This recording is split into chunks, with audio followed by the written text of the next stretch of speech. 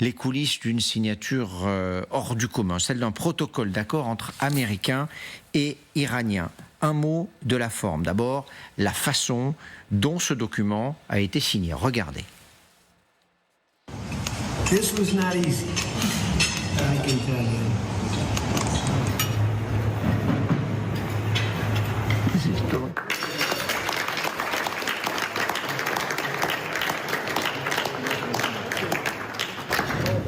Good job. Great job. Bravo. Voilà, le bravo du président de la République, quelques applaudissements. Marco Rubio, le secrétaire d'État américain, juste derrière le président des États-Unis. Un protocole d'accord signé sur un coin de table, à la va-vite, sans cérémonie particulière, à distance, en avance aussi, sur le calendrier qui était initialement prévu. Que s'est-il passé hier soir, Gérard Araud ?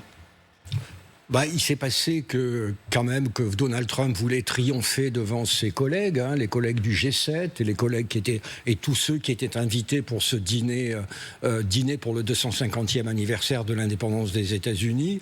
C'est un peu une mise en scène. Mais ce qui est intéressant, c'est qu'il a signé qu'une version en persan. C'est assez étonnant d'ailleurs. Il a signé. Alors, il y a eu les deux versions qui ont été signées, mais effectivement, c'est du farsi là qu'on voit. Ouais. Voilà, là on voit le persan. Il a de manière très trumpienne, il est en train de transformer ce qui est une défaite et plus personne ne le conteste en un événement de relations publiques. Il fait du médiatique. Et là, dans les jours qui viennent, il va cesser de répéter que c'est un succès, Et autour de lui, la foule MAGA va entonner. C'est un succès. Voilà, rien n'était prévu hier soir, je le rappelle, parce que c'est important. Je voudrais vous faire écouter le commentaire d'un ministre, en l'occurrence le ministre de l'économie, qui était présent à Versailles. Écoutez son récit, c'est assez édifiant. Le président des États-Unis a remercié pour le G7 et pour ce dîner, et dans le cadre de son discours a dit « Et d'ailleurs, j'ai un bon accord avec l'Iran, et d'ailleurs je vais le signer ». On a vu Marco Rubio se lever, littéralement, partir, alors je ne sais pas s'il était déjà imprimé ou imprimer le MOU, le mémorandum, revenir.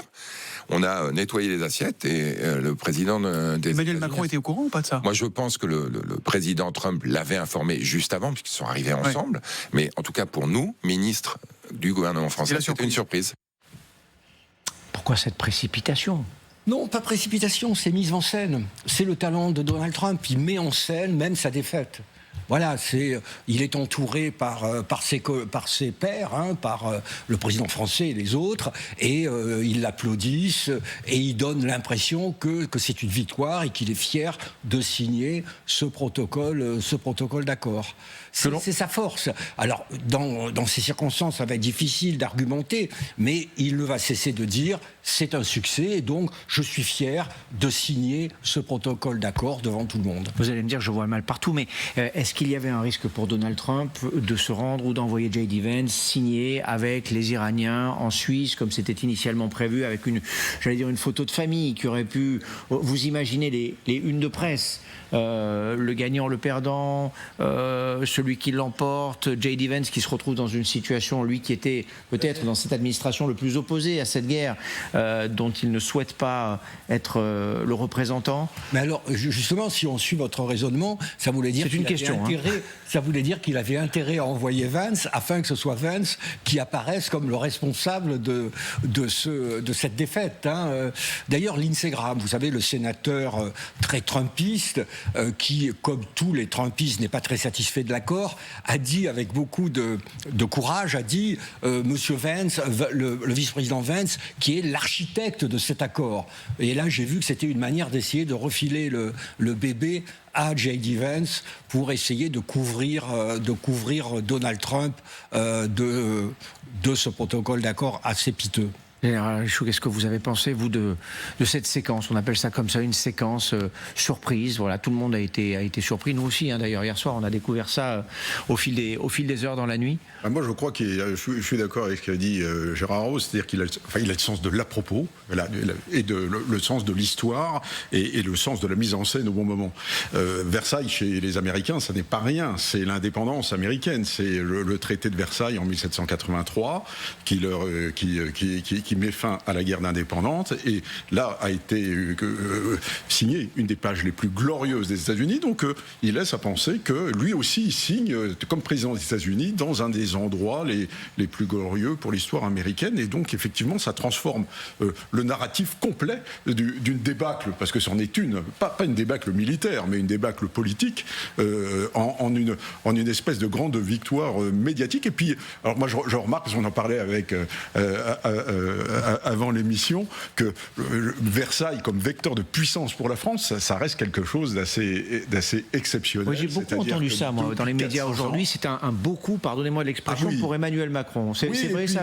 La symbolique, je pense qu'il a été ensorcelé par l'idée d'aller manger à Versailles, et puis il a dû se dire c'est là qu'il faut que je signe mon truc, parce que c'est là effectivement que ça aura la plus grande portée médiatique, et je peux pas signer à Versailles quelque chose, une défaite. Donc j'ai signé ma grande victoire à Versailles. Mais on a du mal à imaginer, pardonnez-moi messieurs, je ne sais pas comment tout cela fonctionne, mais qu'en quelques minutes à peine ils puissent joindre les Iraniens, leur dire j'ai décidé de signer ici, on va le faire dans les deux langues, en farsi et en anglais, et vous allez vous de votre côté, une fois que j'ai signé moi le premier, signer de votre côté de manière à sanctifier notre accord.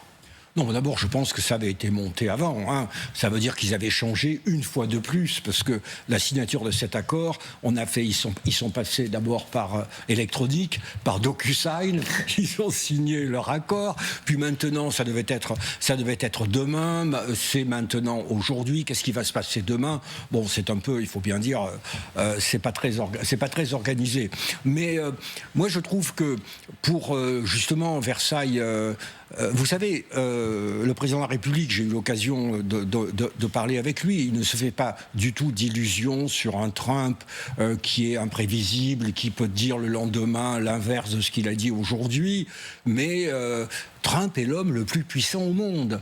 Et donc, si vous êtes le président de la République française, eh bien, il faut essayer d'avoir des relations, les meilleures relations possibles avec l'homme le plus puissant au monde. Ce qui veut dire que vous utilisez aussi les instruments que vous avez. Là, l'instrument double, c'est évidemment la grandeur et la beauté du château de Versailles, mais aussi que Trump aime bien tout ce qui est doré.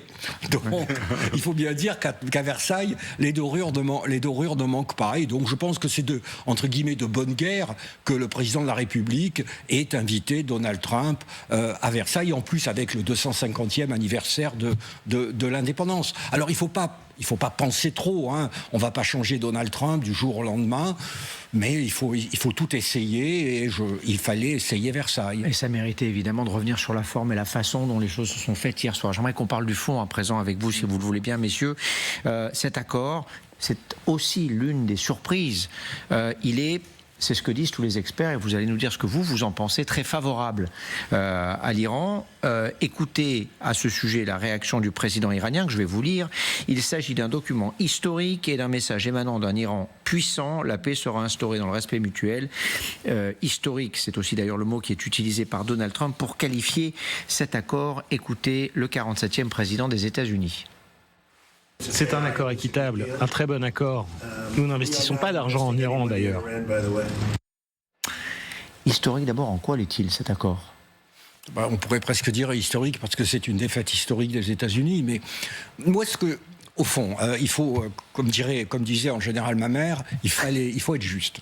Donc, en quoi il faut être juste ? C'est-à-dire que Donald Trump se trouvait dans la situation dans laquelle s'est trouvé d'autres présidents américains, c'est-à-dire dans une opération militaire, et ils sont dans une impasse. Il était dans une impasse face à l'Iran, de la même manière que Johnson était dans une impasse au Vietnam, et il faut bien dire, Obama était ou George W. était dans une impasse, etc. Et là, vous avez deux solutions quand vous êtes dans cette impasse. Soit vous redoublez d'efforts, vous envoyez plus de canons, plus de soldats, plus de bombardements, en disant « je vais essayer, cette fois-ci je vais gagner », et ça finit par un désastre, au Vietnam, etc. Eh bien, au fond, l'avantage de Donald Trump, c'est qu'il a su arrêter les frais. Il a su arrêter, il a su dire « bon, allez, on arrête ». Et franchement, pour l'économie mondiale, c'est quand même meilleur. Parce qu'on allait, avec le blocage du détroit d'Ormuz, on allait vers une récession mondiale. Donc, moi, je dirais qu'il faut d'abord reconnaître cette qualité à Donald Trump. Il a su dire « bon, j'ai perdu ». j'arrête ça. Et naturellement, avec le talent qui est le sien et qui vient de cet avocat américain Roy Cohn qui l'a formé, il ne va jamais avouer un échec, jamais une erreur. Il va crier au contraire à la victoire. Je me suis intéressé à ce qui a été dit sur cet accord ces dernières heures aux États-Unis. Alors c'est assez intéressant, parfois croustillant. Il y a un mot qui revient beaucoup, notamment dans la base trumpiste. Alors pas seulement des MAGA, il y a des républicains aussi. C'est le mot capitulation.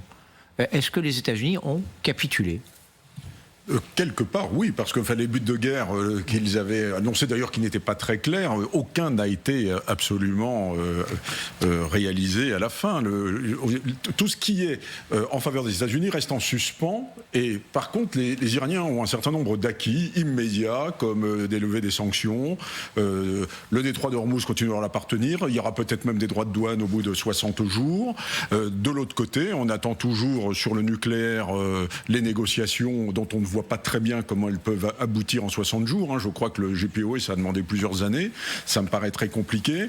On voit bien que les missiles, maintenant, Donald Trump dit que c'est pas juste qu'il n'en ait pas. C'est quand même assez extraordinaire. C'est pas très bien vis-à-vis d'Israël qui prend les missiles sur la figure de temps en temps. Les proxys, qui étaient aussi un début de la négociation, Houthi, Hamas, Hezbollah, etc., on n'en parle plus. Le Hezbollah garde son pouvoir de nuisance au Liban où rien n'est réglé. Véritablement, oui, c'est à l'avantage clairement des Iraniens, et les Américains ont accepté ce deal. Donc c'est quelque part, il y a une forme de capitulation. J'aimerais vous faire réagir sur ce qu'a dit le vice-président des États-Unis, parce que l'un des points centraux de cette guerre au départ, en tout cas quand elle a été déclenchée, c'est le nucléaire, la question du nucléaire. L'Iran s'engage à diluer son uranium enrichi sous la supervision de l'AIEA, c'est ce que dit donc ce protocole d'accord. Engagement iranien à ne pas développer d'armes nucléaires, on n'est pas obligé de les croire, évidemment. Et ce que dit J.D. Vance, c'est bien que cet accord est bien meilleur que celui négocié par l'équipe Obama. Voici ce que dit le vice-président des États-Unis dans cette conférence de presse que vous voyez là. L'accord Obama autorisait l'enrichissement, autorisait l'accumulation de stocks de matières de qualité militaire et a donné plus d'1 milliard de dollars provenant directement des caisses américaines. Notre accord, dit-il, ne fait pas tout ça. Est-ce que c'est de fait un meilleur accord pour cette question du nucléaire? Là, vraiment, on a en face de nous une administration américaine qui ne recule pas devant la contre-vérité, pour être poli. Là, c'est totalement faux. L'accord d'Obama était est bien meilleur, parce que non seulement, là aussi, il y avait de l'uranium hautement enrichi qui avait été sorti de l'Iran, mais l'enrichissement qui était resté en Iran, et il en restera de l'enrichissement, même avec eux, était limité à 3,67% sous contrôle de l'Agence internationale de l'énergie atomique. Et l'argent en question était de l'argent iranien, et c'était 1,7 milliard, alors que l'on parle, à l'heure actuelle, on parle de 24 milliards, et sans compter des investissements jusqu'à 300 milliards. Non. À l'heure actuelle, c'est beaucoup moins bon que l'accord. Et si vous me permettez, parce que on a un cessez-le-feu et on dit tout le reste va être négocié pendant les 60 jours. Et 60 jours qu'on pourra étendre d'un accord mutuel. Mais est-ce que vous pensez, dans 60 jours, on sera donc le 19 août, est-ce que vous pensez qu'il n'y a pas d'accord, les Américains vont recommencer à bombarder? Tout ça à 2 mois des élections. C'est évident que non. Et donc, ça va, en réalité, commence aujourd'hui une négociation qui risque de durer des mois et des mois. Vous savez, l'accord d'Obama, c'était un accord de 159 pages. Ça avait demandé 12 ans de négociation avec des ingénieurs spécialistes du nucléaire. Ils ne vont pas arriver à un accord en 60 jours. Donc, Trump a obtenu un cessez-le-feu, mais il n'a obtenu qu'un cessez-le-feu.